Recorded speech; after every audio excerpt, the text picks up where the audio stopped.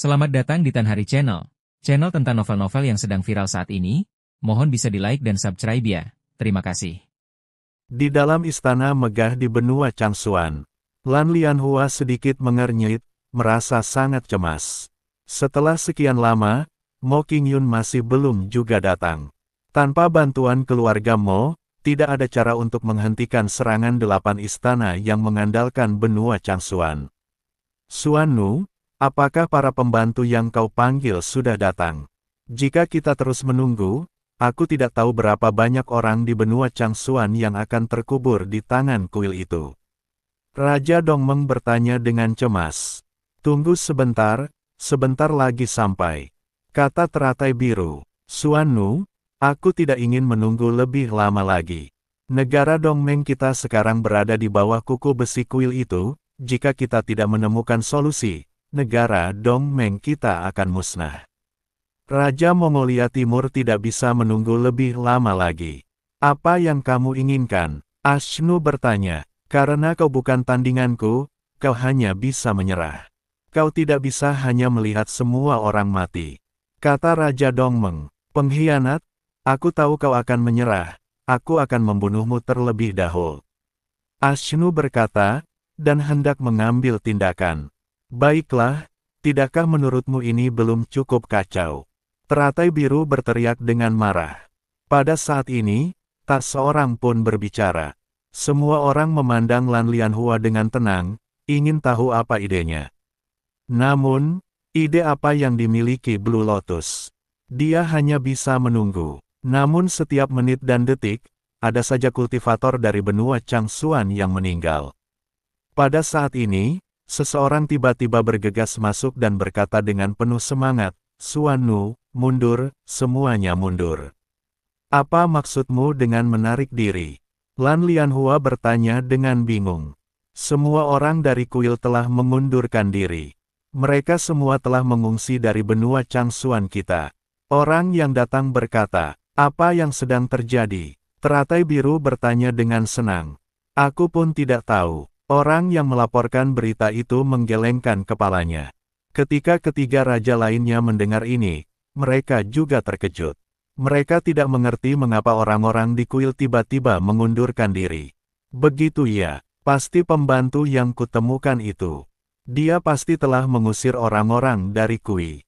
Mata Lan Lianhua tiba-tiba berbinar. Tepat saat Lan Lianhua berbicara, tiba-tiba aura kuat mendekat dan kemudian perlahan mendarat di depan gerbang istana. Suanu, temanmu ingin bertemu denganmu. Pria yang membawa Chen Ping dan yang lainnya berbicara dengan keras. Hahaha, itu benar-benar dia. Lan Lianhua sangat gembira dan berkata cepat, biarkan mereka masuk. Mo Qingyun memimpin Chen Ping dan yang lainnya masuk. Setelah melihat teratai biru, Mo Qingyun bergegas mendekat dan keduanya berpelukan erat. Qingyun, terima kasih banyak. Tanpa bantuanmu, aku khawatir benua Changsuan milikku akan sepenuhnya diduduki oleh orang-orang dari kuil. Kata teratai biru, jangan berterima kasih padaku, aku tidak berkontribusi apapun, itu semua berkat Chen Ping. Mo Qingyun menunjuk Chen Ping dan berkata, siapa namamu? Lan Lianhua menatap Chen Ping dengan rasa ingin tahu, dan mendapati bahwa Chen Ping hanya berada di tingkat pertama alam abadi longgar. Tiba-tiba wajahnya dipenuhi keraguan. Jangan lihat wilayah kekuasaannya, dia sangat kuat. Master Istana ke-8, yang berada di tingkat kelima wilayah Sanxian, dikalahkan hingga takluk olehnya. Itulah sebabnya orang-orang itu mundur dari benua Changsuan. Mo Qingyun tahu apa yang dipikirkan Lan Lianhua, jadi dia berbicara. Suanu, apakah ini pembantu yang kamu temukan? Aku melihat orang-orang dari kuil pergi, dan ini tidak ada hubungannya dengan pembantu yang kamu temukan, kan? Raja Dongmeng hanya melirik dan mendengus dingin. Mengenai kekuatan Chen Ping dan kelompoknya, yang terkuat tampaknya hanya berada di puncak tingkat ketiga alam abadi Mo Qingyun-san. Wilayah Humazi dan Chen Ping juga tidak tinggi. Hanya beberapa orang ini saja yang mengusir orang-orang di kuil. Dia sama sekali tidak mempercayainya. Lan Lianhua tidak mengatakan apa-apa, karena dia tidak begitu mempercayainya. Lagi pula, wilayah kekuasaan orang-orang itu terlalu rendah. Awalnya dia mengira Mo Qingyun akan membawa para master keluarga Mo untuk membantu, tapi siapa sangka ternyata dia akan membawa kedua orang ini. Xuan Nu, orang-orang dari kuil memang diusir oleh senior Chen ini, dan mereka bahkan mengalahkan master istana ke-8 dari kuil itu. Kita semua melihatnya dengan mata kepala kita sendiri, itu tidak mungkin palsu. Pria yang membawa Chen Ping dan yang lainnya ke sini segera mulai membuktikan berbagai hal kepada Chen Ping. Kalau dia tidak melihatnya dengan mata kepalanya sendiri, dia tidak akan berani percaya bahwa seorang kultivator alam abadi longgar tingkat 1 dapat mengalahkan seorang kultivator alam abadi longgar tingkat 5. Apakah ini benar? Lan Lianhua sangat terkejut. Apa yang kau bicarakan? Apakah kau mengambil uang mereka untuk menipu kita seperti ini? Seorang kultivator tingkat 1 dari alam abadi longgar mengalahkan seorang kultivator tingkat 5 dari alam abadi longgar hanyalah omong kosong. Raja Dongmeng berteriak pada pria itu. Wajah lelaki itu sedikit berubah, dan terlihat jelas bahwa dia sangat takut pada Raja Dongmeng. Bagaimana kamu bisa mempercayainya? Chen Ping bertanya pada Raja Dongmeng. Mari kita melihatnya dengan mata kepala kita sendiri, sehingga kita bisa yakin, kata Raja Dongmeng. Kalau begitu bolehkah aku bertanya, kamu berada di alam yang mana sekarang? Chen Ping bertanya, saya berada di puncak level kedua dari Luz Immortal Realm. Seiring berjalannya waktu, saya akan segera mencapai level ketiga dari Luz Immortal Realm.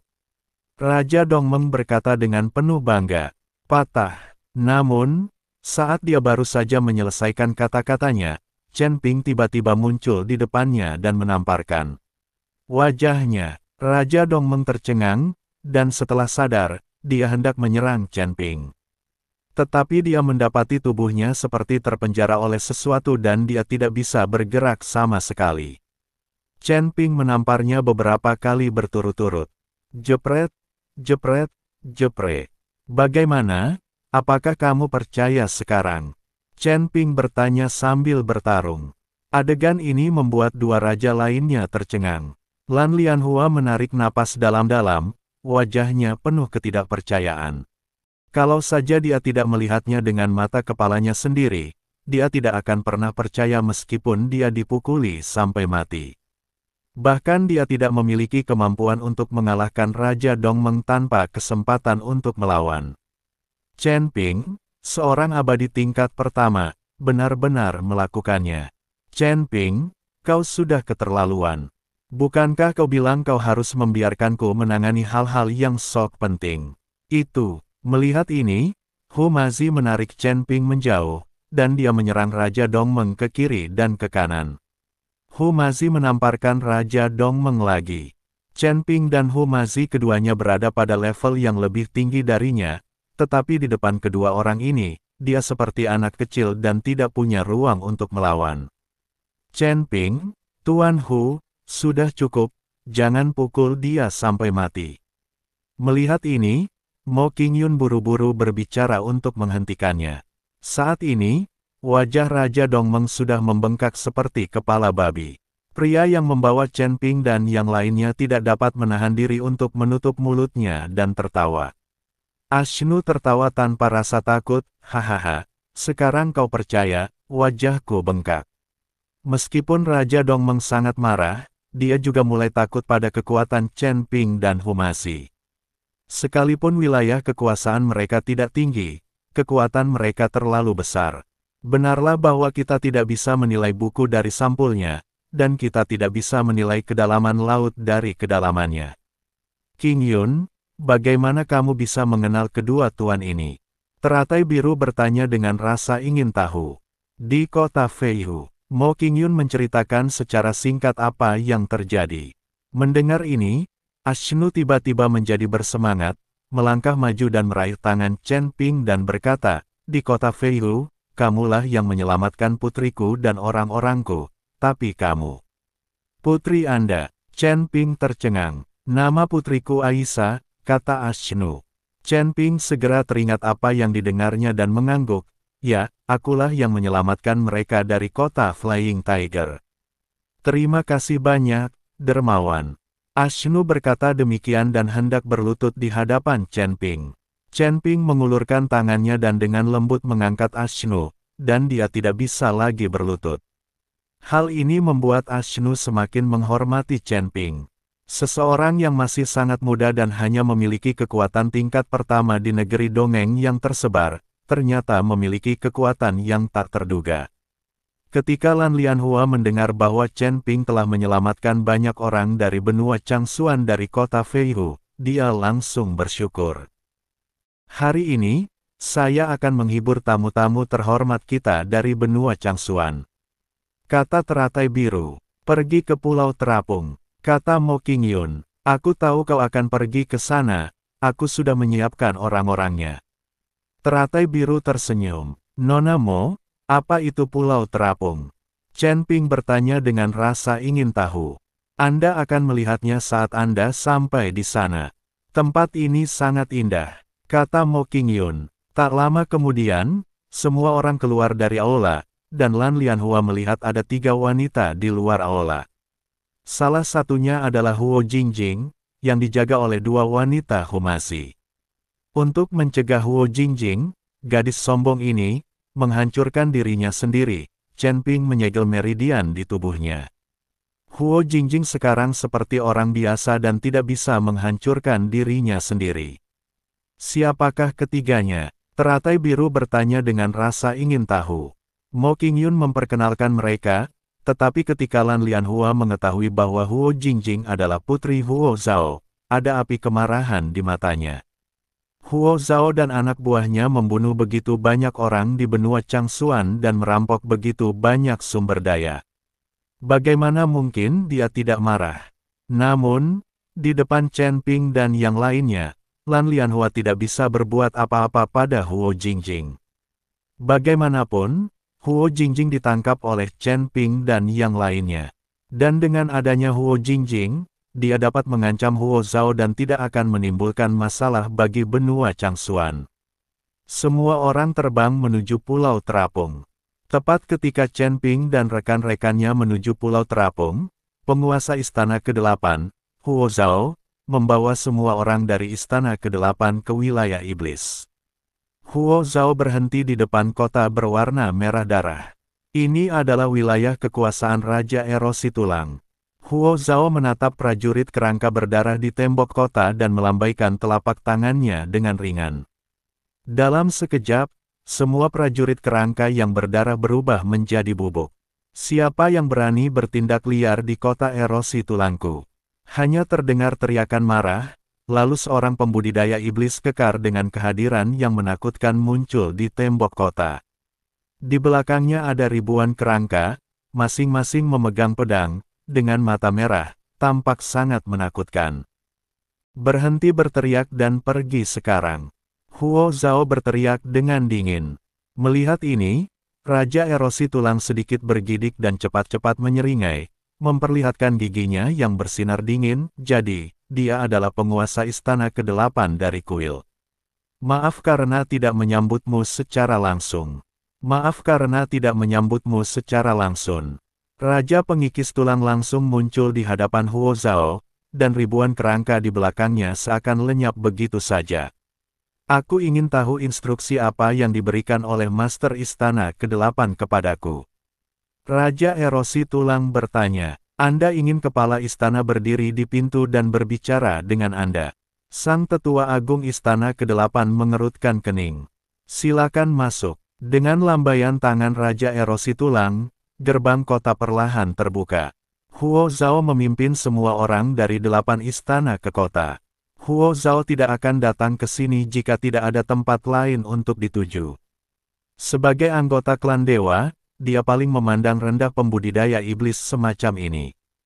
Banyak pembudidaya iblis seperti Raja Erosi Tulang mengandalkan penyerapan energi jahat orang mati untuk berlatih, beberapa bahkan memurnikan mayat menjadi boneka, dan bahkan memurnikan beberapa kerangka menjadi prajurit kerangka. Kultivator iblis semacam ini adalah eksistensi yang paling hina di antara para iblis. Sebagai ras dewa yang sombong, mereka tidak bersedia berurusan dengan orang-orang seperti itu. Namun sekarang, Huo Zhao harus memanfaatkan bakatnya tersebut. Sesampainya di aula utama kota erosi tulang, Huo Zhao berinisiatif duduk di kursi utama, dan Raja Erosi Tulang tidak berani mengucapkan sepatah kata pun. Sekalipun dia memiliki 100 keberanian, dia tidak akan berani menyinggung orang-orang kuil. Raja Erosi Tulang, jika aku memintamu menyerang benua Changsuan, apakah kamu yakin? Huo Zhao bertanya. Huo Zhao tidak dapat menyerang benua Changsuan sendirian sekarang karena putrinya masih di tangan Chen Ping, tetapi dia dapat meminta orang lain untuk melakukannya.